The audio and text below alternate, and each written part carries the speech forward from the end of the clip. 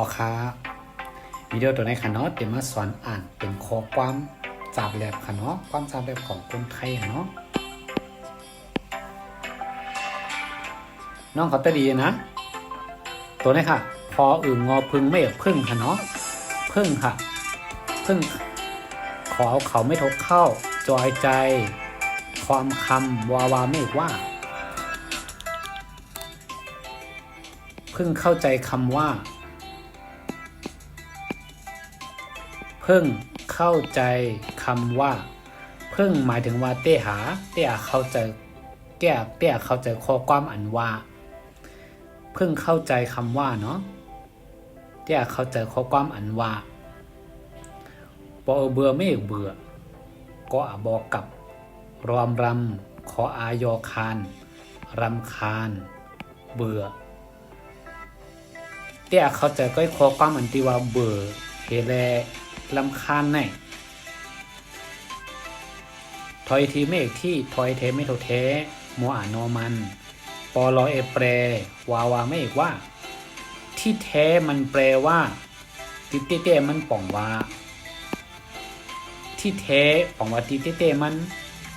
ที่แท้มันติเต้เต้มันแปลว่าป่องว่ามวยไม่เอกไม่ตองงอตองไม่โทต้องไม่ต้องกอารอการไม่ต้องการตัวรอเรียงในนั้นน้องนะเป็นตัวต่างหน้าเพียกนะอีกก็อีกต่อไม่อีกต่อปล่อยไปอีกต่อไปอ่างเฮสระอีกอไก่นะน้องนะเป็นออกเสียงยักษ์ค่ะเนาะอีกนะน้องนะออกเสียงว่าอีกเนาะ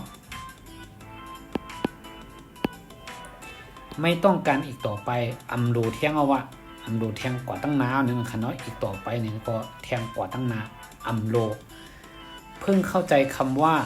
เบื่อกับรำคาญที่แท้มันแปลว่าไม่ต้องการอีกต่อไป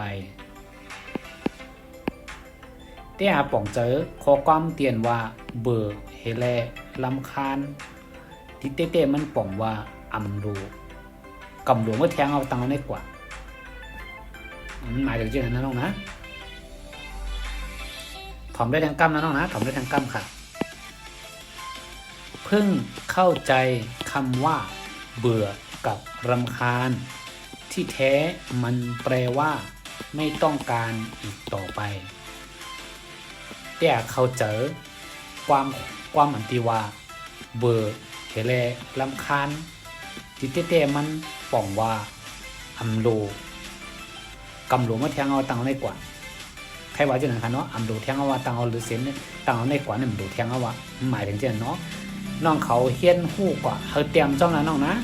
เตรียมจ้อมค่ะเนาะเตรียมจ้อมค่ะยาก็เฮาพึกไว้หมอไว้ตัวละตัวนั่นกล้องไว้ตัวละตัวนั่น